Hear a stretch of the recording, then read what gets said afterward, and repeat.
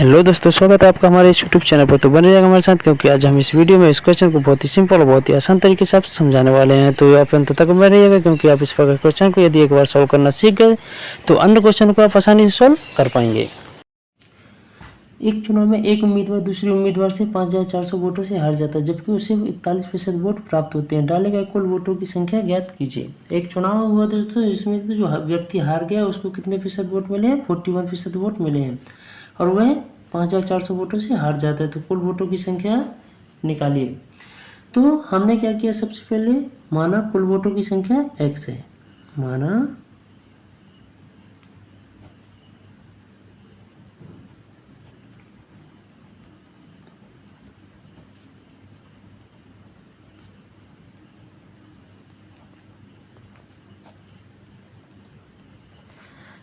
क्या किया हमने, माना कुल वोटों की संख्या x, मान लिया कि कुल x वोट है।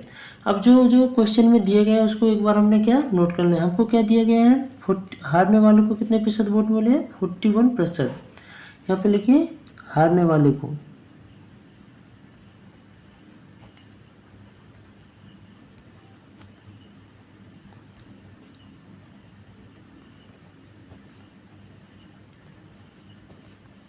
कितना दोस्तों? 41%। हारने वाले को 41% मिले हैं। तो दोस्तों यहाँ पर एक बात सोचिए आप, यदि हारने वाले को 41% मिले हैं तो जीतने वालों को कितने मिले होंगे? 59%। क्यों? जब 100 में से प्रतिशत में से 41% को हम माइनस कर देंगे तो हमारा कितना बच जाएगा? 59%। तो यहाँ पर लिखिए जीतने वाले को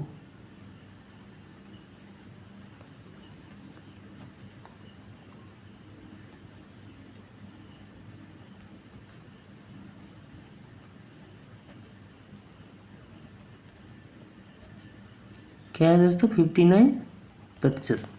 ये हो जाएगा 59।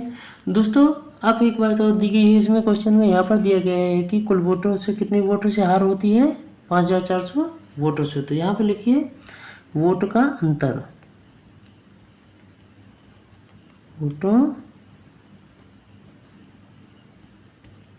वोटों का अंतर कितना है? 5400। यही दिया गया क्वेश्चन में। तो अब यहाँ पर आप एक काम कीजिए दोस्तों, यहाँ पर जो है इसका जो प्रतिशत अंतर है वो आप निकाल लीजिए। तो इनका कितना डिफरेंस है दोनों में? 18% का वोट डिफरेंस है। मतलब जो जीतने वाले उम्मीदवार को क्या है, 18% वोट अधिक मिले हैं, और हारने वाले को 18% कम हो गया। एक ही चीज़ है। तो आप यहाँ पर क्या कीजिए, हमको दो सारा चीज़ निकल चुका है। हमारा क्या किया हमने, माना कुल वोटों की संख्या x है, तो x का 18% क्या है? 5400 है। क्योंकि वोटों में अगर पूछा जाए तो 5400 वोटों से हारा है, लेकिन प्रतिशत में बोला जाए तो 18% वोटों से हारा है। तो आपने यहाँ पर क्या लिखना है, x का 18% बराबर 5400 है। यही है दोस्तों, x का 18% बराबर 5400। इसको सॉल्व कीजिए, यही आएगा। यहाँ पर प्रतिशत को नीचे लेके आएंगे, डिवाइड में हो जाएगा 400। तो यहाँ पर क्या हो जाएगा दोस्तों, 18 का x से होगा तो 18x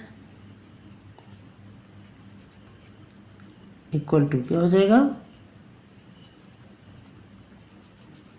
100 क्या होगा, क्योंकि इसके जब तिरक गुणा करेंगे तो ये 100 क्या है, 5400 के साथ मल्टीप्लाई होगा। इसलिए दोस्तों यहाँ पर x बराबर क्या आ जाएगा हमारा,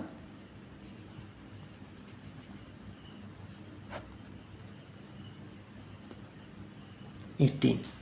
यही आएगा। क्यों आएगा? क्योंकि अभी हमने क्या किया, 18 के यहाँ पर पक्षांतर कर दिया, तो इससे क्या है, डिवाइड में आ गया। इसको काट दीजिए, 18 एकम 18, 18 × 54, 300। x बराबर कितना आएगा दोस्तों? यहाँ पर आ जाएगा हमारा 300 इंटू 100। x की वैल्यू होगी हमारी, यहाँ पर मल्टीप्लाई करेंगे तो 30,000। मतलब दोस्तों उस चुनाव में कुल वोटों की संख्या कितनी थी? 30,000 थी, जिसमें से हारने वाले व्यक्ति को क्या है, 41% वोट मिल गए थे, और जीतने वाले को 59% वोट प्राप्त हुए थे। और हार कितने की हुई थी उनकी? 5400 वोटों से हार हो गई थी। तो इसके हिसाब से हमने एक इक्वेशन बनाया। यहाँ पर x का 18% क्या था? 5400 था, जो कि हमको दिया गया था। 18% से हार हुई, और वह हार थी 5400 वोटों से। तो हमने क्या किया, एक्स का 80% 5400, इसलिए एक्स इंटू 18/100 हो जाएगा। प्रतिशत को नीचे लेके आएंगे, प्रतिशत किससे निकालते हैं हमेशा 100 से, 5400। जब इसको हमने सॉल्व किया तो यहाँ पर कितना आ गया 300 इंटू 100, इसको मल्टीप्लाई करके हमारा आ गया 30,000 आ गया। दोस्तों यदि अभी अगर यहाँ पर बोला जाता कि हारने वाले को कुल कितने प्रतिशत वोट प्राप्त हुए हैं, तो आप क्या करते, इसमें 30,000 में 41% की वैल्यू निकाल देते, मतलब 30,000 का 41% इक्वल टू एक्स डैश है। ऐसा करके हमने क्या है इसका 41% निकाल देना था। और जीतने वाले को बोलते हो 30,000 का 59% इक्वल टू जीतने वाले को प्राप्त वोट। तो क्या है ये जीतने वालों का भी प्रतिशत हम निकाल सकते हैं, मतलब एक क्वेश्चन से हम 3 प्रकार के क्वेश्चनों को हम सॉल्व कर सकते हैं। तो उम्मीद है दोस्तों हमारा समझाया आपको अच्छा लगा होगा। यदि हमारा समझाया आपको अच्छा लगा तो हमारे वीडियो को लाइक कीजिएगा, शेयर कीजिएगा, चैनल को सब्सक्राइब कीजिएगा ताकि आने वाले वीडियो आपको जल्द मिल सके। धन्यवाद।